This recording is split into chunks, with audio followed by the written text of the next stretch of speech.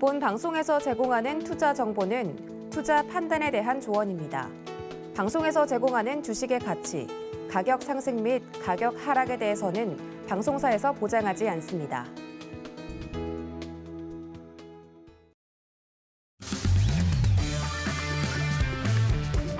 안녕하세요. 해외 시장 소식을 가장 빠르게 만나보는 시간, 해외 선물 신세계 리턴즈의 손자희입니다. 조금 전 개장한 뉴욕 증시 하락 출발했습니다. 오늘도 3대 지수가 큰 폭으로 하락하고 있는데요. 나스닥이 3%대 낙폭 보이고 있습니다. 네, 지난주 금요일 미국의 5월 소비자 물가지수 발표의 충격이 시장을 뒤덮고 있는 상황에서 이번 주에도 지켜봐야 할 중요 지표들이 많습니다. 화요일인 내일은 5월 생산자 물가지수, 또 수요일은 소매 판매, 목요일에는 6월 FOMC 성명서 발표가 예정되어 있는데요. 네, 본업과 투자도 해야 하는 바쁜 여러분들을 위해서 또 해외 선물 신세계 리턴즈가 존재합니다. 잠들기 전 1시간 저희와 함께 하시면서 여러분들의 투자 전략 세워보시기 바라겠습니다. 네, 먼저 오늘 함께할 마스터 화면 통해서 만나보시죠.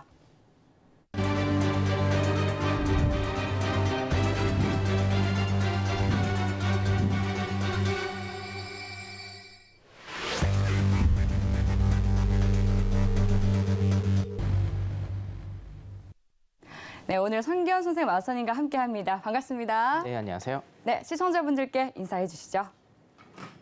시청자 여러분 안녕하십니까? 성기현 선생 마스터입니다.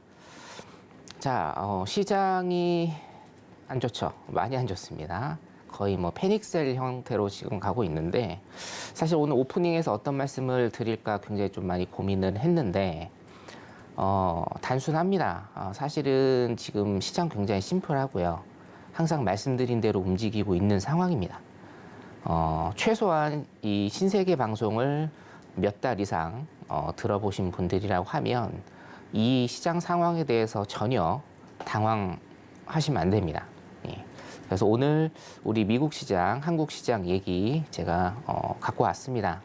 굉장히 알찬 시간이 될 거라고 제가 자부를 하고요. 잠시 후에 만나 뵙도록 하겠습니다. 네, 모든 시장이 얼어붙은 상황인데요. 흔들리는 시장 속 마스터님과 함께 또 탄탄한 투자 전략 세워보도록 하겠습니다. 네, 질문 있으시면 노란톡 들어오셔서 질문 남겨주시면 또 방송 중에 또 실시간으로 답변 드리도록 하겠습니다. 샵 0082번으로 선견 선생이라고 적어서 문자 보내주시면 노란톡 참여하실 수 있는 링크 바로 답장으로 보내드리도록 하겠습니다. 네, 지금 현재 시각 오후 10시 58분 지나가고 있습니다. 먼저 오늘의 이슈부터 체크해 보겠습니다. 나스닥은 미국 5월 CPI 충격 속에 향후 FOMC 금리 인상 레벨에 주목하고 있습니다. 골드는 달러 강세와 10년물 국채 금리가 3.2%를 돌파하면서 전일 상승분을 반납하고 있습니다. 오일은 바이든 대통령이 7월 사우디를 방문하며 왕세자를 면담할 가능성이 높아지고 있습니다. 유로FX는 미국 인플레이션 우려에 달러 인덱스가 104.5달러를 돌파하면서 유로화가 약세 보이고 있습니다. 네, 이어서 현재 주요 상품 시세 살펴보겠습니다. 모든 주요 상품군들이 약세 나타내고 있는데요. 그럼 상품별로 체크해 보겠습니다. 먼저 나스닥입니다. 3% 정도 하락한 11,521포인트 선 지나고 있습니다. 네, 다음 골드입니다. 2.27% 내린 온스당 1,833달러 선 지나고 있습니다. 다음 오일입니다. 0.65% 내린 온스당 119달러 선 지나고 있습니다. 마지막으로 유로입니다. 0.77% 하락한 1.044달러 선 지나고 있습니다. 네, 그럼 이어서 각 상품별로 당일 투자 전략과 시황까지 면밀히 살펴보도록 하겠습니다. 먼저 시장부터 점검을 해보도록 할게요. 네, 지금 미국의 5월 CPI가 최대 폭으로 치솟으면서 전 세계 증시가 얼어붙었습니다. 미신년물 국채 금리도 치솟으면서 나스닥 또다시 연이어서 급락을 하고 있는 그런 상황인데요. 오늘은 어떤 스탠스로 대응을 해보는 게 좋을지 팻말 통해서 확인해 보겠습니다. 준비해 주시고요. 들어보겠습니다. 하나, 둘, 셋. 오늘도 매도. 전략을 네. 네, 가져가야 되나 봅니다. 네, 차트 보고 설명 부탁드릴게요. 자, 일단은 차트 잠깐 보죠. 뭐 당연히 매도 사인 제가 드려야 될 것 같고 네. 단기적으로 일단 제가 팁을 좀 드리면 11,460 라인입니다. 11,460 라인 요거 깰 겁니다. 요거 깰 거니까 단기적으로 11,460 라인 왔을 때 매도 포지션 잡으셔서 한 짧게 조금 챙기시기 바랍니다. 11,460 포인트입니다. 11,460 포인트.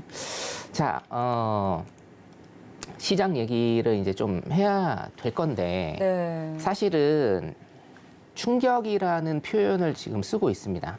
충격이겠죠. 충격이겠지만 신세계 리턴즈를 보시는 시청자분들 지금 시청률이 굉장히 좋지 않습니까?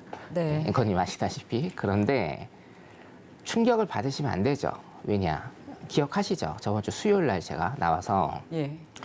소비자 물가지수 8.3% 이상 나올 것이고 시장은 굉장히 큰 충격을 받을 것이다. 네. 라고 일단 제가 말씀을 드렸는데 되게 그쵸. 약하게 말씀드린 거예요. 왜냐하면 네.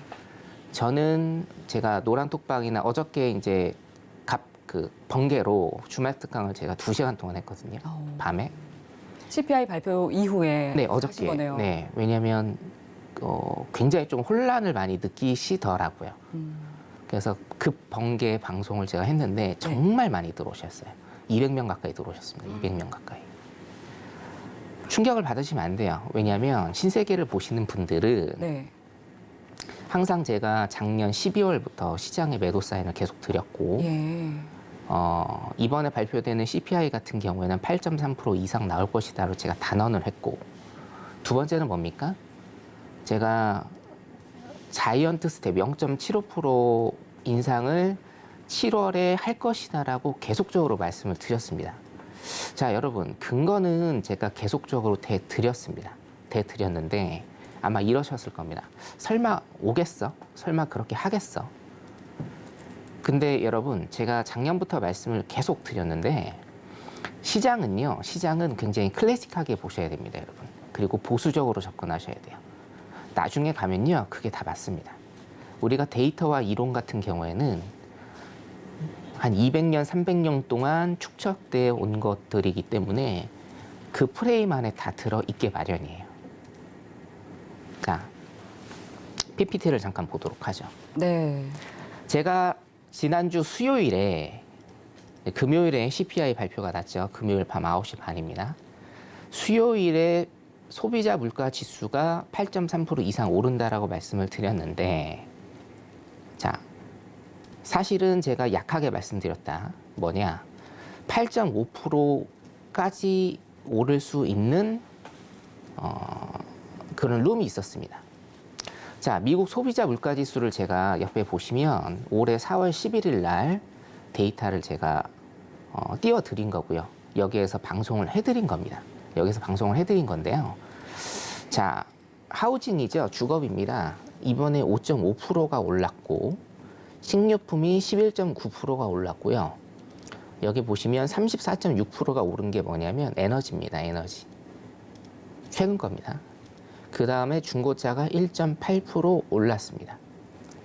자, 4월 11일에 제가 여러분들한테 보여드린 이 PPT 자료에 작년 대비해서 어느 정도 선에서 올랐는지만 제가 수치값을 적어놓은 겁니다. 자, 보시면 뭐가 제일 많이 올랐죠?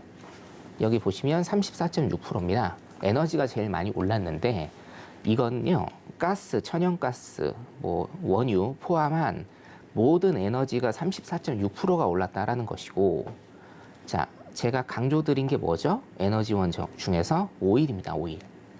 오일은요, 약 49%가 올랐습니다. 작년 대비해가지고요. 49%가 올랐어요. 소비자 물가 지수를 구성하는 8개의 메이저 항목들 중에 안 오른 게 없습니다. 거기에서 제가 두 가지를 굉장히 조금 강조를 해드렸습니다. 자, 주거비도 있는데요. 주거비 가기 전에 제가 두 가지를 일단 좀 말씀을 드릴게요. 자, 첫 번째, 중고차 가격이 조금 내리고 있다. 물론 이제 결과적으로는 올랐습니다만 중고차 가격이 내리고 있다. 그런데 신차 가격이 오르고 있습니다. 자, 중고차든 신차든지 간에 자동차에 대한 수요는 변함없다라고 제가 말씀드렸어요. 자동차에 대한 수요가 변함없으니까 가격은 어떻게 되죠? 동일합니다. 그래서 사실은 중고차 가격 볼 수 있는 지표가 이제 제가 마나임 지수라는 거를 여러분들한테 소개시켜 드렸는데, 마나임 지수가 오르든지 내리든지 사실은 상관없습니다. 왜냐? 중고차를 사지 않으면 신차를 살 것이고요. 중고차를 사면 신차를 안 살 겁니다. 그래서 중고차 가격은 인플레이션 구성 요건 중에 굉장히 많은 요소를 차지했으나 거의 평균적으로 갈 것이다. 자, 그러면 우리가 소비자 물가지수를 측정하는 것 중에 가장 중요한 것은 뭐예요? 오일이라고 제가 말씀드렸습니다. 오일. 자, 차트 잠깐 보죠. 오일 차트 잠깐 보시면, 자, 4월입니다. 4월은 비교적 안정적으로 공급이 되고 있었다. 그런데 5월은 어떻습니까? 5월은요, 올랐어요. 평균값이, 자, 4월에 대한 평균값이, 제가 선을 하나 좀 그어 드릴게요. 자, 4월에 대한 평균값입니다. 4월에 대한 평균값이 이 정도 됐다라고 하면, 자, 5월이죠. 5월 섹터에 대한 평균값은 한 요 정도 될 겁니다. 올랐습니다, 여러분.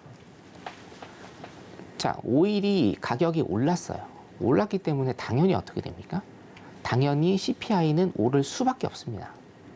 그래서 제가 저번 주 수요일 날 굉장히 강력하게 말씀을 드린 거예요. CPI 오른다. 8.3% 이상 나온다. 시장 큰 충격을 받을 것이다. 간단합니다, 여러분. 제가 매매를 하거나 실전 매매를 하거나 아니면 시장을 분석할 때 노란톡방에서 계신 분들은 정말 잘 아실 건데 항상 강조드리는 게 있거든요. 시장은 굉장히 단순하게 보셔야 돼요. 경우의 수를 줄여가면서 보셔야 됩니다. 경우의 수가 많아지면요, 분석 자체가 안 됩니다. 실타래처럼 얽혀버리거든요. 시장은 그 요소에 따라서 굉장히 심플하게 보시라는 겁니다. 자, 지금 문제가 하나 생겼습니다. 뭐냐면요. 자, 이것도 4월 11일 날 제가 말씀을 드린 건데요. 그 하우징입니다. 주거비거든요. 자, 우리나라의 주거비 책정하고 그 미국의 주거비 책정은 좀 많이 다릅니다. 예를 들면 우리나라의 CPI는 부동산 가격을 반영 안 한다라고 제가 말씀드렸죠. 미국 같은 경우에는 내가 집을 소유를 하고 있다라고 하면, 자, 이 집을 만약에 렌트를 했을 때 렌트 비용이 얼마로 책정이 되느냐, 이게 CPI에 반영된다라고 제가 말씀을 드렸어요. 자, 그렇기 때문에 지금 문제가 하나 생긴 게 뭐냐면, 미국에서 하우징을 보시면 여기 이제 집입니다. 주거비가 5.5%가 올랐는데, 자, 절대값은 굉장히 좀 낮죠. 식료품은 11.9% 올랐고, 에너지는 34% 올랐습니다. 그리고 전기는 12% 정도 올랐어요. 근데 주거비는 5.5%밖에 안 올랐는데, 이게 지금 문제가 뭐냐면, 소비자 물가지수를 구성하는 구성 요소 중에 30%, 3분의 1 정도를 차지하는 게 주거비입니다. 자, 소비자 물가지수 전체의 100% 중에 30%를 주거비가 차지를 해요. 근데 그 주거비가 5.5%나 올랐습니다.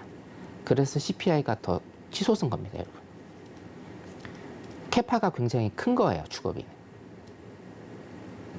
예를 들어서 뭐 중고차가 한 5% 정도 차지하는데 10% 올랐다. 이것과 주거비가 전체의 30% 차지하는데 5.5%가 올랐다. 이것은 상대적인 값이 굉장히 커지는 거죠. 제가 왜 이런 말씀 드리냐면, 앞으로 제 방송은 조금씩 더 발전을 할 것인데, 어떻게 발전하느냐, 그 버블에 대한 것, 우리 자산 가치의 버블에 대한 것을 제가 좀 말씀을 방송에서 몇 차례 좀 드릴 건데, 미국도 주택 가격이 굉장히 많이 오르고 있습니다. 그런데 뭐예요? 지금 또 오르고 있어요. 버블이 계속 쌓여가고 있다는 겁니다. 어떤 금융위기의 전초라는 것은 버블이 쌓여가면서 그 버블이 어떻게 됩니까? 터지는 거. 그때부터가 전초라고 일단은 보시면 되고요. 버블 얘기는 제가 차차 좀 해드리겠습니다. 따라서 결론적으로는 뭐냐면, 미국의 CPI가 이렇게 올랐다라는 것, 원인은 뭐냐? 원인은 역시 오일이다. 오일 가격이 굉장히 많이 올랐기 때문에 CPI가 굉장히 많이 오른 것이다. 자, 이렇게 일단은 생각을 하시면 됩니다. 자, 그런데 시장이 왜 이렇게 많이 하락을 하는지 이거에 대한 원인은 될 수가 없어요. 한 가지 요소는 될 수 있을지언정 어떤 굉장히 중요한 원인은 될 수 없습니다. 자, 시장이 이렇게 많이 하락을 하는 이유는 뭐냐면요. 거시경제적인 관점에서 여러분들이 보셔야 돼요. 자, 각 중앙은행의 설립 목적이 제가 뭐라고 말씀드렸나요? 물가 안정입니다. 물가 안정제를 목표로 하고 있습니다. 그게 중앙은행의 설립 목적입니다. 그리고 존재 이유예요. 자, 그런데 이 물가를 잡기 위해서 굉장히 여러 가지 장치와 여러 가지 정책들을 지금 현재 쓰고 있습니다. 쓰고 있는데 소위 얘기해서 쉬운 말로 표현해서 지금 약발이 안 먹히는 거예요. 자, 금리를 0.5%씩 올립니다. QT도 시행을 합니다. 자, 저번 주에 한번 언급을 드린 적이 있는데 테이퍼링을 하고 금리 인상을 하고 QT를 실행을 하는 것. QT가 거의 끝판왕이라고 제가 말씀드렸죠. 자, 테이퍼링을 실시하면서 시장 상황을 보고 6개월에서 한 1년 정도 있다가 이게 좀 부족하구나 했을 때 금리 인상을 합니다. 금리 인상도 한 번에 하는 게 아니죠. 보셨다시피 1년에서 2년 동안 차츰 금리 인상을 하면서 시장 상황을 보고요. 그 다음에 1년, 2년 있다가 시행을 하는 게 QT입니다. QT도 뭐예요? 처음부터 이렇게 크게 안 합니다. 시장 상황을 봐가면서 하죠. 이 총 프로세스가 몇 년 걸립니다, 여러분. 자, 그런데 지금 어때요? 테이퍼링 3월에 끝났죠? 그 다음에 금리 인상 바로 하고 있죠. 금리 인상도 지금 뭡니까? 0.25% 한 번 올리고 0.5% 계속 올리고 있죠. 계속 올릴 예정이죠. 0.75%까지 올리려고 지금 생각하고 있죠. 그 다음에 QT 어떻게 됩니까? 6월 1일부터 지금 시행 중입니다. 자, 불과 한 몇 개월 사이에 이것들을 다 한다라는 거예요. 그건 뭡니까? 우리가 항상 동전의 양면처럼 생각을 해야 되는데 미국이 인플레이션 때문에 굉장히 심각한 상황이다. 그렇기 때문에 이 세 가지 정책을 전부 다 쓴다. 그럼 어떻게 돼요, 여러분? 시장은요, 쿨다운이 돼야 됩니다. 물가가 그래도 조금이라도 낮춰지는 현상을 보여줘야 하고 경기가 조금이라도 하강하는 이런 모습을 보여줘야 돼요. 그게 이 중앙은행에서 이 정책을 쓰는 이유겠죠. 그리고 그 결과치가 나와줘야 된단 말이에요. 근데 지금 어때요? 결과치가 전혀 나오지 않고 있어요. 그래서 제가 계속적으로 강조를 드린 부분이 이 부분이죠. 뭡니까? 시장은 충격을 받아야 된다. 시장이 충격을 받지 않으면 절대로 물가 안 잡힌다. 자, 근데 시장이 충격을 받았습니다. 근데 여러분, 이 실타래처럼 사실 엮여 있는 거거든요. 시장이 충격을 왜 받았나요? 미국이 0.5% 금리 인상을 해서 금리 인상 정책을 써서 그 정책에 대한 응답으로 지금 시장이 충격을 받았습니까? 아닙니다. 0.5%의 금리 인상을 했음에도 불구하고 그 반대로 물가가 더 높아졌어요. 그래서 그 충격 때문에 지금 시장이 하락을 하고 있는 거다. 모든 것이 지금 엉켜 있는 상태다. 네. 그래서 저는 오늘도 지금 말씀을 드리는 게, 자, 제가 이거 5월 16일 날 말씀을 드렸네요. 결국은 자이언트 스텝으로 갈 것이다라고 제가 딱 한 달 전에 말씀을 좀 드린 것 같습니다. 자, 저는 7월에 미국은 금리 인상 0.75% 간다라고 계속적으로 여러분들한테 말씀을 드리고 있는데 6월은 조금 힘들 것 같기는 해요. 왜냐하면 지금 며칠 안 남았죠. 6월 14일인가요? 우리나라 시간으로 이번 주 목요일 새벽입니다. 이번 주 목요일 새벽에 금리 인상 발표를 하게 되는데 시간이 굉장히 좀 타이트해서 제 생각은 아직도 7월에 일단은 금리 인상을 자이언트 스텝으로 갈 것이다. 일단 이렇게 보고 있고, 다시 한번 강조를 드리지만, 자, 결국은 원유가 떨어져야 됩니다. 원유가 떨어져야 되는데, 자, 여기에 대해서 제가 이론상으로 조금 설명을 다시 한번 드려볼게요. 자, 그러면 물가를 어떻게 잡아야 되느냐. 이론상으로 일단은 제가 설명을 드리겠습니다. 자, 인플레이션에는 제가 뭐가 있다라고 했죠? 두 가지가 있다라고 말씀을 드립니다. 수요 견인 인플레이션, 수요로 인한 인플레이션, 그리고 비용 상승 인플레이션, 비용으로 인한 인플레이션이라고 보시면 되고, 여기 비용 상승 인플레이션은요, 공급이라고 보시면 돼요. 자, 첫 번째, 수요 견인 인플레이션과 수요 견인 인플레이션을 어떻게 잡아야 되냐. 자, 지금은요, 이 말씀 먼저 드릴게요. 자, 지금 미국의 상황은 두 가지가 다 있는 인플레이션이에요. 그래서 사실은 잡기가 어려운 겁니다, 여러분. 자, 수요 견인 인플레이션은요, 사람들의 수요, 기업에 대한 수요를 죽이면 됩니다. 자, 이거는 굉장히 고전적인 인플레이션이죠. 통화량이 많기 때문에 혹은 정부 지출이 증대돼서 시장에 돈이 많아진 상황이다. 그럼 어떻게 됩니까?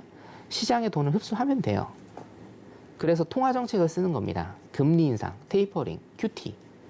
요거 쓰면 물가 잡힙니다, 여러분. 원래. 근데 지금 왜 안 잡히느냐? 서두에 말씀드린 대로 수요 견인 인플레이션과 비용 상승 인플레이션 두 가지가 다 나타나기 때문이에요. 비용 상승 인플레이션은 뭡니까? 유가, 노동임금. 제가 2022년 키워드 잡아드릴 때 노동임금도 굉장히 중요한 요소다. 이 노동임금, 실업률 주목하시라고 제가 계속 말씀드리죠. 자, 근데 아이러니하게도 지금 어때요? 유가는 사상 최고치고요. 실업률은 사상 최저입니다. 최저. 뭐 사상 최저는 아니지만 완전 고용의 상태다. 결론적으로 이래서 안 잡히는 겁니다, 여러분. 자, 수요 견인 인플레이션은 잡힐 수 있어요. 금리 인상이나 QT로 잡힐 수 있습니다. 왜냐? 항상 그래 왔으니까. 그리고 이게 하나의 툴입니다, 여러분. 이거는 잡힐 수 있어요. 수요 견인 인플레이션 지금 거의 대부분의 인플레이션, 전 국가에서 일어나는 인플레이션 이전에요. 코로나 이전에는 거의 대부분이 수요 견인 인플레이션이었기 때문에 중앙은행에서 통화 정책으로 모든 것을 잡을 수가 있었어요. 물론 상승기와 하락기, 경제 침체기 등등을 겪으면서 통화 정책으로 다 할 수가 있었습니다. 자, 근데 지금 왜 안 잡히느냐? 이것 때문에 안 잡히는 거예요. 비용 상승 인플레이션 때문에. 유가가 높죠? 실업률이 최저죠. 비용이 높아지니까 어떻게 됩니까? 상품의 가격이 높아지고, 상품의 가격은 누구한테 전가가 되나요? 기업이 떠안습니까? 아니죠. 소비자가 떠안습니다. 우리가 떠안아요. 그렇기 때문에 안 잡히는 거예요. 자, 유가 떨어뜨리고 싶어요. 어떻게 해야 됩니까? 답 없습니다. 공급을 늘리는 수밖에 없어요. 제가 항상 공급 말씀드리죠. 자, 노동임금을 떨어뜨려야 됩니다. 실업률을 올려야 돼요. 그럼 어떻게 해야 됩니까? 제가 말씀드렸다시피 경제 침체를 불러일으켜야 됩니다.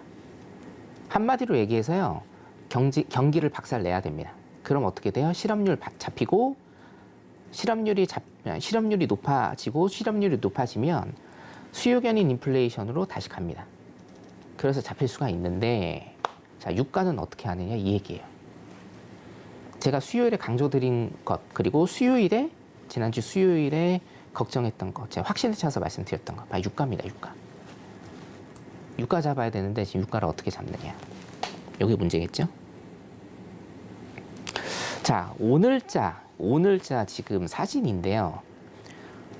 지금 바이든 대통령이 경로를 했죠, 경로를. 엑손, 그러니까 석유 회사입니다. 엑손은 신보다 돈을 더 많이 번다라고 북노를 했습니다.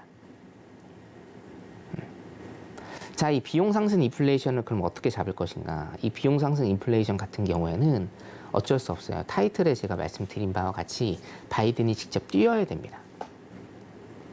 바이든이 직접 뛸 수밖에 없습니다. 자, 그래서 오늘 뉴스 뭐 나왔습니까? 사우디 간다고 뉴스 나왔죠. 유가는 뭐 하도 이런 얘기 많이 들으셔가지고 좀 지루하실 수도 있는데, 유가는 수요의 문제가 아니에요. 공급의 문제입니다. 공급량을 늘려서 가격을 다운시켜야 돼요. 그래야 유가 잡혀요. 근데 이게 지금 일단 데이터상으로 보면 최소 80달러 선까지는 일단은 다운을 시켜야 됩니다. 그래야 안정적으로 흘러갈 겁니다. 근데 지금 몇 달러입니까? 한 120달러 정도 되죠. 굉장히 어렵습니다. 자, 고통의 시간이 지금 아마 올 겁니다, 여러분. 시장의 하락을 계속적으로 제가 작년부터 말씀을 드렸지만 어떻게 보면 이제부터 시작이라고 일단 보시면 돼요. 특히나 현물하시는 분들 이제부터 일단 시작이라고 보시면 될 것 같습니다. 일단은 그 경기 침체에 대한 초입에 들어왔다. 제가 경기 침체가 오지 않는 이상 물가가 절대로 안 잡힌다라고 계속 강조드립니다. 예. 저게 무슨 얘기냐 하시는 분들도 지금까지 많으셨을 건데 이게 하나의 툴입니다, 여러분. 제가 어저께 노란톡방에 계신 분들은 아실 거예요. 그 주말 특강 2시간을 하면서 200명 정도 오셨거든요. 현물하시는 분들, 선물하시는 분들 다 오셨을 겁니다. 어저께 강조드린 것도 그거예요. 여기에서 강조드릴 것도 그건데요. 자, 이것은 하나의 툴이라고 그냥 생각하시면 돼요. 하나의 사이클입니다, 사이클. 경기에 대한 하나의 사이클. 그래서 경기는 더 안 좋아질 것이고 나스닥 같은 경우에는 이따가 기술적 분석으로 한번 좀 잡아드리도록 하고요.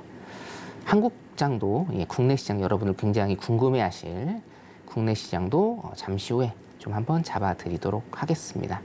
자, 지난주 복귀 그리고 왜 CPI가 올랐는지 그러면 물가를 지금 어떻게 잡아야 되는지 간략하지만 정말 핵심적인 요소들만 제가 말씀을 드렸습니다. 여기까지 하도록 하겠습니다. 네, 미증시에 대해서 좀 시장을 짚어주셨습니다.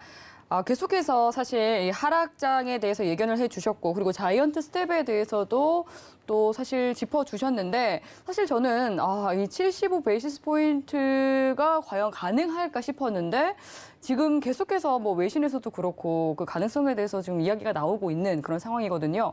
그리고 그에 대해서 오늘 우리 시장도 굉장히 검은 월요일을 보낸 그런 하루였습니다. 국내 선물에 대해서도 좀 한번 흐름 잡아주시죠. 네, 국내 시장 잠깐 좀 볼까요? 네. 자, 국내 시장 좀 보시면 네. 차트 오늘 잠깐만요. 사실 나스닥이 이렇게 흘러간다면 내일도 굉장히 좀 우려스러운 그런 예. 흐름이 보여지네요. 제가 몇 가지를 조금 말씀을 드릴게요. 일단은 뭐 국내 선물 차트 보시면 네. 전저 다 이탈했고요. 전저 다 이탈했고 뚝 떨어져 있네요. 제가 6월 초 굉장히 조금 잘 보셔야 된다. 이유가 뭐냐면 네. 6월 초에 이제 월물이 바뀌면서 수급 상황이 또 바뀌거든요. 예. 지난주 목요일이었죠. 지난주 목요일 날 월물이 바뀌었어요. 월물이 바뀌면서 수급 상황이 또 바뀌었기 때문에 네. 자, 3월 5초와 3월 5초, 4월 말과 5월 초 네. 일단 제가 포인트 하나 잡아드렸었고 이때 미국 기업 실적 발표가 있었습니다. 네. 그리고 두 번째 6월 초 조심하셔야 된다. 제가 말씀드린 게 월물이 바뀌면서 이제 수급이 바뀔 거니까 제가 말씀을 드렸는데 자, PPT를 잠깐 좀 보도록 할게요. PPT 잠깐 보시면 작년 12월 1일부터 제가 대세 하락장 그리고 6월 초까지는 박스장 여기입니다. 박스장을 계속적으로 일단은 만들 것이다. 하나의 패턴이라고 말씀을 드렸어요. 패턴을 제가 좀 잠깐 설명을 드리겠습니다. 자, 패턴을 보시면 작년에 기술적 분석 일단 보겠습니다. 작년에 고점이 낮아지고 저점이 낮아지는 이런 형태를 보이다가 작년 10월입니다. 10월에서 12월 이때도 이제 월물이 바뀌었죠. 월물 바뀌면서 박스장을 그렸습니다. 자, 대세 하락장에 여러분 박스 횡보는 뭡니까? 우리한테 뭘 시사하죠? 잠시 쉬어가는 타이밍이에요. 그렇죠? 예. 자, 잠시 쉬어가는 타이밍이다. 그러면 하락장에서 잠시 쉬어간다. 상승일 수 있고 하락일 수 있어요. 그렇죠? 그러면 항상 기본적 분석과 기술적 분석 두 가지를 매칭을 시키셔야 돼요. 기술적 분석으로는 저점이 낮아지고 고점이 낮아지는 전형적인 하락장이다. 근데 횡보 박스가 나온다. 그럼 뭐겠어요? 기본적 분석으로 넘어가야 됩니다. 기본적 분석. 자, 미국은 금리 인상 시기다. 긴축 정책의 시기다. 그럼 뭡니까? 큰 그림 심플하게 보세요. 매도입니다. 숏이에요, 숏. 예, 숏 포지션이거든요. 그럼 이 쉬어가는 것은 뭐예요? 더 큰 하락을 위한 휴식. 그래서 패턴 어떻게 됩니까? 더 큰 하락 나왔죠. 여기에서 더 큰 하락 나오고 여기에서 횡보를 치다 보니 제가 2월 초에 또 말씀드린 게 있습니다. 6월 초까지는 이 횡보가 계속될 것이다. 왜냐? 한 번 레벨 다운이 됐으니까 또 쉬어야 됩니다. 얘는. 또 쉬어야 되고 6월 초에 박스장 그리고 6월 둘째 주 월물 바뀌면서 다시 지금 하락을 하고 있죠. 밑으로. 그럼 여러분 패턴 또 어떻게 되겠어요? 이 패턴이 또 나올 가능성이 많다. 어떻게 해요? 레벨 다운 되고 쉬어가고 레벨 다운 되고 쉬어가고. 그 지금 뭡니까? 레벨 다운 되고 쉬어가고. 요 패턴. 자, 그러면 코스피는 어디까지 갈 것이냐. 이게 이제 여러분들 제일 궁금하신 사항이라고 제가 생각을 해요. 자, 이것도 12월 1일입니다. 2021년 12월 1일 제가 자료를 준비하면서 작년 거를 제가 다 뒤져봤는데 여기 위에 나온 12월 1일이나 아니면 아까 뭐 5월, 4월 전부 다 일단은 다시 보기에서 보셔도 됩니다. 도움이 좀 많이 되실 거예요, 여러분. 신세계는 다시 보기가 됩니다. 네. 자, 제가 12월 1일 날 말씀을 드린 두 자리가 있습니다. 코스피에서 말씀을 드린 두 자리가 있어요. 슈팅 자리라고 해서 두 자리가 있습니다. 자, 지금 일단 공개를 해드릴게요. 모르시는 분들은, 처음 보시는 분들, 그리고 안 들어보신 분들. 자, 첫 번째 슈팅 자리는요, 2번 슈팅 자리라고 되어 있는데, 이건 올라갈 때 슈팅 자리니까 내려올 때는 이게 1번 슈팅으로 되겠죠. 자, 1번 슈팅은 어디냐면요, 국내 선물 360포인트고, 코스피는 2750포인트였습니다. 제가 작년 12월 1일 날 말씀을 드려서, 이걸 언제 찍었습니까? 1월 달에 찍었습니다. 이게 1월 25일. 1월 25일. 약 한 달, 약 한 두 달이죠? 약 한 두 달 정도 있다가 이 슈팅 자리를 찍었습니다. 자, 이런 질문이 굉장히 많아요. 나스닥은 어디까지 보십니까? 국내 선물은 어디까지 갈까요? 코스피는 어디까지 떨어질까요? 코스피의 상한선은 어디일까요? 등등등등. 정말 주말에 제가 여러 가지 질문을 받았는데 이거는 어쩔 수 없이 차트를 보고 기술적 분석으로 제가 말씀을 드릴 수밖에 없어요. 그렇죠? 자, 저는 슈팅 자리를 굉장히 중요하게 여겨요. 슈팅 자리는 뭡니까? 거래량이 터지면서 매수 쪽이든 매도 쪽이든 가는 방향이에요. 이것도 노란톡에 계신 분들은 제가 계속 말씀을 드렸습니다. 노란톡 일단은 들어오셔서 공부를 하시면 정말 많이 좀 도움이 되실 겁니다. 자, 1번 슈팅 자리는 코스피 2750 라인이었고요. 이거는 올해 1월 25일에 찍었습니다. 정확히 1월 25일에 찍었습니다. 자, 그럼 2번 슈팅 자리가 중요하겠죠, 여러분. 지금 여러분 상황에서는. 자, 2번 슈팅 자리는요, 이것도 제가 12월 1일 날 말씀드린 거면 똑같이 6개월 전에 제가 말씀드렸어요. 2번 슈팅 자리는 어디예요? 국내 선물 325포인트고요. 코스피는 2450포인트입니다. 자, 국내 선물 325포인트, 코스피는 2450포인트입니다. 오늘 차트 볼까요? 오늘 저점이 어디였습니까? 329.10이었네요. 거의 다 왔죠. 오늘 코스피 종가가 얼마입니까? 2504포인트. 그렇죠? 네. 그리고 저점이 아마 제가 실시간으로 보고 있었거든요. 3시부터. 저점이 아마 2500.84 정도 될 거예요. 아마. 맞나요? 그 정도 될 겁니다. 지금 거의 다 왔습니다. 거의 다 왔기 때문에 자, 그러면 바꿔서 다시 한번 얘기하면 제가 작년 12월 1일 날 말씀드린 2번 슈팅 자리 코스피 2450까지는 일단 갈 것이다. 지금 사실은 뉴스가 굉장히 많이 터져 나오고 있습니다. 토요일, 일요일, 월요일 해서 뉴스가 굉장히 많이 터져 나오고 있는데 솔직히 말씀드리면 좀 강하게 제가 말씀드리면요. 이 뉴스들 다 뒷북치는 겁니다, 여러분. 작년부터 이 자리에 대한 시그널은요. 제가 여러분들한테 드렸는데 어떤 제가 자리를 너무나 잘 보기 때문에 이런 시그널을 드린 게 아니고 이것은 하나의 뭐예요? 하나의 큰 틀이었어요. 하나의 큰 틀이었습니다, 여러분. 근데 사실은 미디어에서 지금 너무 뒷북치고 있는 겁니다. 자, 일단은 2450포인트인데 시나리오 하나를 제가 말씀을 드리면 내일 장 시작하자마자 2450포인트를 향해서 다이빙을 할 가능성도 굉장히 높습니다. 자, 이유를 하나 말씀드릴게요. 고점 대비해서 지금 20% 이상 빠졌어요, 여러분. 고점 대비해서 20% 이상 지수가 빠졌습니다. 자, 그럼 개별 종목들은 어떨까요? 개별 종목들은 더 빠졌습니다. 지수가 20% 빠졌다라는 건요. 개별 종목들은 30% 이상 빠졌다라는 거예요. 거의 반토막 났다는 얘기거든요.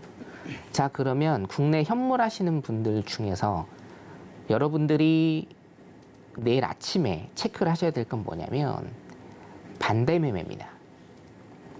자, 지수가 지금 고점 대비해서 20% 정도 빠졌어요. 20% 정도 빠졌습니다. 그 고점이라는 건요. 3,000포인트, 3,300인가요? 3,300이 아닙니다. 3,300, 3,400 이 고가가 아니고 3,000포인트를 기준으로 고가를 설정을 하면 지금 2,500이기 때문에 어떻게 돼요? 20% 가까이 빠졌죠. 자, 지수가 20% 가까이 빠졌기 때문에 걱정이 개별 종목 가지신 분들 중에서 걱정을 하셔야 될 건 뭡니까? 반대 매매예요. 언제? 내일 아침에. 오늘까지 돈 입금 못 하시면 반대 매매 나갈 겁니다. 내일 아침에 하한가로. 그럼 어떻게 됩니까? 2,450을 찍고 반등을 주는 한이 있어도 2,450은 찍을 가능성이 굉장히 많다는 겁니다. 자, 그래서 일단은 2,450을 찍을 거라고 저는 보고 있고 2,450을 찍은 다음에는 그럼 어떻게 해야 됩니까? 그때는 가격을 다시 리셋을 해서 제가 여러분들한테 노란 톡방에다 일단 올려드리도록 하겠습니다.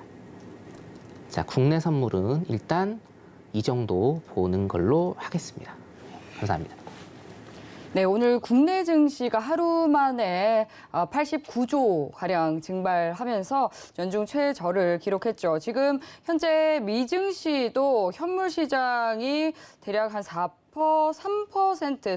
가까이 빠지고 있고요. 나스닥이 4% 가까이 빠지고 있고 지금 선물 시장도 나스닥이 3.6% 가까이 하락하고 있습니다. 굉장히 큰 폭으로 낙폭을 보이고 있는 상황이고 미 10년물 국채금리가 4.6%가량 급등해서 3.3% 구간에서 거래 이어가고 있는 상황입니다. 통화정책에 민감한 2년물 국채금리가 물가 쇼크로 인해서 폭등했습니다. 오늘 우리 시간으로 오후 1시경에 3.18% 기록하면서 10년물 국채금리와 거의 유사한 비슷한 수준까지 도달을 했었는데 이 주요 구간인 10년물과 그리고 2년물을 제외하고는 대부분 구간에서 국채금리의 역전이 발생한 그런 상황입니다. 이대로 금리가 계속해서 오름세를 지속한다면 10년물 그리고 2년물 국채금리 역시도 역전이 일어날 수 있는 그런 상황인데요.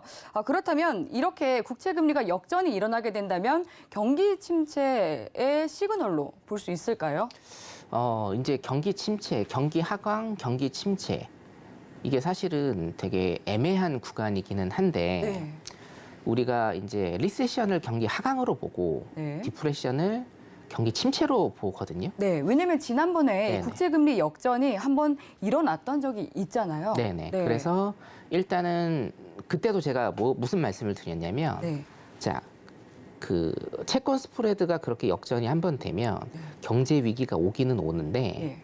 약 한 18개월 정도 있다가 온다라는 데이터를 제가 소개를 시켜드렸어요.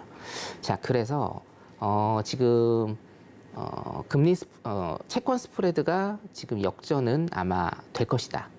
예, 될 것이다라고 일단은 뭐 볼 수밖에 없는 그런 상황이고 네. 경기 침체는 앵커님도 아시다시피 저는 뭡니까? 경기 침체론자죠. 그렇기 때문에 경기 침체는 무조건 수반을 해야 된다. 무조건 수반을 해야 된다라고 저는 보고 있습니다. 그게 저는 일단은 경기 하강, 리세션이라고 일단 그렇게 조금 명명을 하고 싶어요. 네. 디플레이션으로 가기에는 지금 조금 시간이 너무 많이 남아있기 때문에 일단은 경기 하강은 무조건 와야 된다. 리세션은 무조건 와야 된다.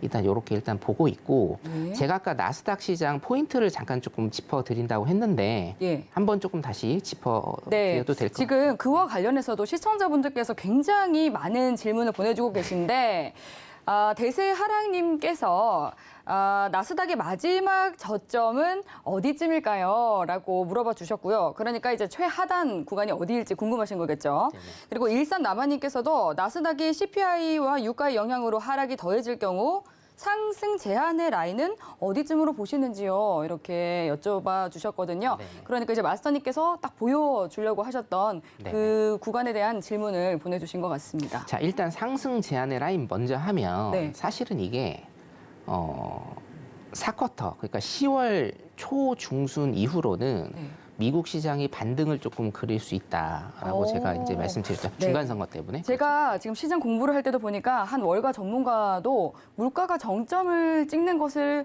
딱 시장이 보게 된다면 그때는 이제 주식 시장이 반등에 나설 수도 있다라고 네. 하더라고요. 그래서 미국 시장 같은 경우에는 4쿼터 10월이죠. 10월 초에 예, 10월 초에 14,000포인트는 일단은 탈환을 할 것이다라고 일단 봐요. 미국 시장은. 예. 물론 한국 시장은 아닙니다.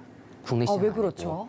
그것도 이제 제가 일단은 노란톡방에서 말씀을 드릴게요. 예. 환율 문제도 있고 가장 큰 게 저는 환율이라고 일단 보니까. 네. 그리고 무역수지 적자를 제가 계속적으로 말씀을 드렸잖아요. 예.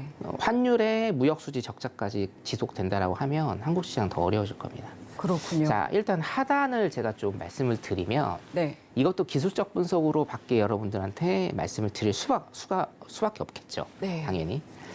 자, 패턴을 좀 보면 여러분 3년 전이었나요? 3년 전 패턴을 일단 좀 상기를 하셔야 되는데 10,000포인트 갈 때 나스닥이 10,000포인트 갈 때 2년 전이네요. 10,000포인트 갈 때 패턴을 조금 보셔야 됩니다. 거두절미하고 제가 일단 그 시나리오를 다시 한번 말씀을 드리면 10,000포인트를 향해서 갈 건데 10,000포인트를 깨지는 않을 겁니다. 첫 번째는 1,400에서 1,500포인트까지 간 다음에 반등이 일어날 가능성이 굉장히 크고 네. 그 후에 박스 횡보를 그린 다음에 심리적 저항선이 10,000포인트를 건드리면서 9,000포인트까지 가고요. 아마 그게 저점이 되지 않을까라는 이런 정말 조심스러운 시나리오. 9,000선이요? 그 9,000선이라는 게 9,000대라는 얘기죠. 9,000이 아니고 예. 뭐 예를 들면 9,700, 9,800 정도. 예. 더 그러니까 밑으로는 만선을 아니고. 등락을 왔다 갔다 하나 보네요. 네네, 만선을 테스트하는. 깬 다음에 위쪽으로 해서 12,000포인트까지 일단 조금 횡보와 박스를 그리는 이런 모습. 네. 지금 말로 설명을 하기에는 조금 복잡하신데 단순하게 이겁니다. 10,000포인트까지 저는 보는데 10,000포인트 깬다라고 보는데 예.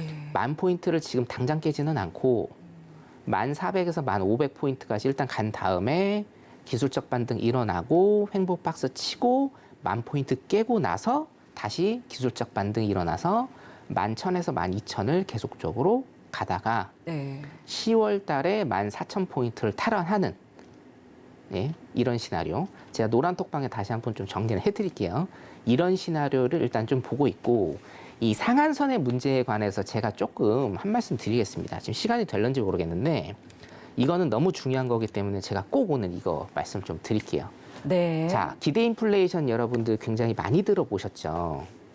네. 기대 인플레이션을 제가 기대 인플레이션에 관해서는 거의 말씀을 드린 적이 없습니다. 이 방송에서는. 근데 기대 인플레이션을 지금 제가 키워드를 하나 또 뽑아드리겠습니다. 자, 이제는요, 여러분 기대 인플레이션 보셔야 돼요. 이제는 제가 말씀드린 실업률 보셔야 되고 유가 보셔야 되고 기대 인플레이션 보셔야 됩니다. 굉장히 중요해졌어요. 자, 기대 인플레이션에 대해서 제가 간략하게 좀 설명을 드릴게요. 모르시는 분들을 위해서. 기대 인플레이션이 뭐냐면 내가 예를 들어서 옷가게를, 옷사업을 하는 사장이라고 여러분들이 생각을 해보세요. 그런데 내가 창고에 옷이 굉장히 많이 쌓였습니다. 재고가 많이 쌓여 있거든요. 자, 그런데 다음 달에 옷값이 오를 거다라고 생각을 하면 나는 이거를 시장에 내놓을까요? 안 내놓을까요, 여러분? 안 내놓겠죠. 왜냐? 나는 이걸 가지고 있으면 다음 달 가면 옷값이 더 오르니까 더 많은 이득을 취할 수 있겠죠. 이게 기대 인플레이션입니다, 여러분. 이게 기대 인플레이션이에요. 사람들이 생각하기에, 우리 같은 일반인들이 생각하기에, 물론 이제 그 미국의 기대 인플레이션과 한국의 기대 인플레이션의 측정은 다릅니다만, 이 기대 인플레이션이라는 게 제가 설명드린 이거거든요. 일반적인 사람들이 생각하기에 다음 달에 물가가 오를까 안 오를까, 상품의 가격이 오를지 안 오를지를 판단하는 겁니다. 예상하는 거예요. 이게 기대 인플레이션이에요. 이해되시죠? 무슨 얘기인지. 그러면 기대 인플레이션이 오른다라는 건 뭡니까? 일반 사람들이 생각하기에 다음 달에 물가가 더 많이 오른다라는 거예요. 기대 인플레이션이 낮아진다라는 건 뭐예요? 우리 같은 일반 사람들이 생각하기에 다음 달에 인플레이션, 물가가 낮아진다라는 얘기입니다. 자, 그런데 지금 가장 중요한 게 뭐예요? 물가죠. 물가입니다. 물가인데 사람들의 기대 인플레이션이 높아지면 물가가 안 잡힙니다. 그렇겠죠? 왜냐? 사람들이 다음 달에 물가가 더 높아지리라고 그렇게 예상을 하기 때문에. 그래서 뭡니까? 옷가게 사장들, 예를 들면 옷가게 사장들이 지금 공급을 안 해요. 왜냐? 이번 달에 공급 안 합니다. 다음 달에 더 많이 돈을 벌 수 있으니까. 가격이 올라서. 공급량이 줄어들죠. 공급량이 줄어드니까 뭐 어떻게 돼요? 가격이 오르죠. 그래서 기대 인플레이션이 높아지면 실제적인 인플레이션이 높아지는 효과가 있어요. 이제는 이거 보셔야 돼요. 지금 기대 인플레이션이 어떻게 되냐면요. 계속 올랐는데, 계속 오르고 있는데, 자, 2008년, 2009년, 요 회색이 뭐냐면 우리 금융위기입니다. 리만 브러더스 사태, 모기지 사태. 자, 그 전에 걸 보셔야 돼요. 그 전에 지표가 어떻게 돼요? 그 전에 수치가 굉장히 높습니다. 왜 이때 수치를 보셔야 됩니까? 이때 미국의 경제가 굉장히 화랑이었어요. 엄청난 화랑이었습니다. 미국 경제가. 근데 지금 어떻게 돼요? 지금 최신 기대 인플레이션입니다. 6월 10일까지. 지금 기대 인플레이션이 어떻게 돼요? 정말 화랑이었던 이때와 똑같습니다. 자, 그래서 기대 인플레이션이 지금 더 높아지면 물가 안 잡힙니다. 제가 키워드 지금 오늘 3가지 말씀드렸습니다. 유가, 기대 인플레이션, 그리고 실업률. 실업률은 후행 지표이기 때문에 조금 시간이 걸리고요. 그래서 여러분 기대 인플레이션 높아지는 거 여러분들 굉장히 유념 있게 체크를 하셔야 되고 이거는 제가 계속적으로 말씀을 드리도록 하겠습니다. 오늘 일단은 시간이 지금 많이 없어서 네. 기대 인플레이션과 실질금리에 관한 것을 제가 아직 설명을 못 드렸어요. 실질금리가 낮아지면요, 여러분 경기에 좋나요, 안 좋나요? 경기에 좋죠. 금리가 낮아지면. 근데 지금은 안 좋습니다. 실질금리 낮아지면 안 돼요, 여러분. 이거를 일단은 제가 오늘 시간 관계상 말씀 못 드리니까 노란 톡방에 일단 제가 정리를 내일 아침에 해드리도록 하겠습니다. 여기까지입니다. 네, 실업률과 유가 그리고 기대 인플레이션을 봐야 된다라고 짚어주셨는데요. 그리고 지금 해외님께서 지금 저점 구간을 10,000포인트로 짚어주셨잖아요. 그 부분이 나스닥 미니를 뜻하는 건지 네네. 여쭤봐 주셨는데. 미니 나스닥 100입니다. 네, 미니 나스닥 100이라고 답변을 주셨네요. 네, 10,000포인트 저점 구간을 짚어주셨는데 그 부분에 대한 답변까지 주셨습니다. 그리고 이제 내일 강연을 준비하고 있다라고 들었는데 네. 내일 강연 주제는 어떤 주제로 또 해주실 예정일까요? 제가 이제 화요일마다 공개 방송하면서 공개 방송 9시에 있습니다. 공개 방송 들으시고 여러분들 신세계 리턴즈 들으시면 돼요. 제가 9시부터 한 10시 반 정도까지밖에 안 하기 때문에 10시 반에 딱 끝내드리기 때문에 신세계 리턴즈 바로 또 시청하시면 되고 공개 방송 때는 제가 많은 말씀을 일단은 좀 드리려고 하는데 내일은 한국 시장 봐야 됩니다. 그렇죠? 너무너무 걱정이신 분들이 굉장히 많고 한국 시장하고 제가 암호화폐 시장 조금 봐드리겠습니다. 이 토요일 밤에 그 암호화폐 시장이 우리한테 시그널을 굉장히 많이 줘서 제가 일요일 날 톡방 계신 분들한테 톡을 굉장히 노란 톡방에 계신 분들한테 그 설명을 굉장히 좀 많이 드렸거든요. 그래서 한국 시장 보면서 암호화폐 시장 조금 보면서 한국 시장 어떻게 될지 사실은 조금 많이 암울합니다. 예, 저는 암울하다고 봐요. 미국 시장은 사쿼터의 반등이 일어나겠지만 한국 시장은 사쿼터의 반등 안 일어날 가능성 굉장히 높습니다. 오히려 더 나빠질 가능성이 있으니까 거기에 대해서도 조금 설명을 드리는 그런 시간 갖도록 하겠습니다. 내일 9시입니다. 9시에도 많이 들어주시기 바라겠습니다. 감사합니다. 네, 말씀하신 것처럼 암호화폐 지금 비트코인이 16% 넘게 폭락을 하면서 24,000선 아래로 좀 떨어지고 있는 그런 상황입니다. 한국 시장과 암호화폐의 방향에 대해서 알고 싶다 하시는 분들은 또 내일 선견 선생 마스터님의 또 무료 강연도 함께 해주시기 바라겠습니다. 내일 밤 9시에 해주신다고 하니까요. 참여 원하시는 분들은 샵 0082번으로 선견 선생이라고 적어서 문자 보내주시면 참여 방법 안내해 드리도록 하겠습니다. 참고로 본 방송에서 제공하는 정보는 투자 판단에 대한 조언일 뿐 해당 상품의 가치나 수익률을 보장하지 않습니다. 서울경제TV는 자본시장 통합법을 준수합니다. 1:1 투자 상담과 유사수신 행위 등 모든 불법 사항을 엄중히 금지합니다. 오늘 저희가 준비한 내용은 여기까지입니다. 늦은 시간까지 함께해 주신 여러분 고맙습니다.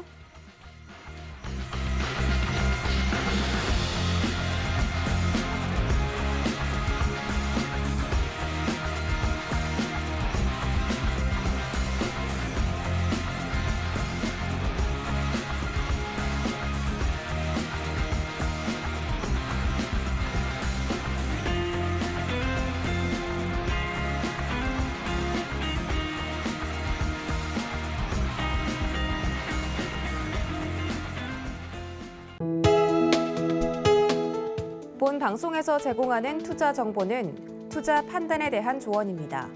방송에서 제공하는 주식의 가치, 가격 상승 및 가격 하락에 대해서는 방송사에서 보장하지 않습니다.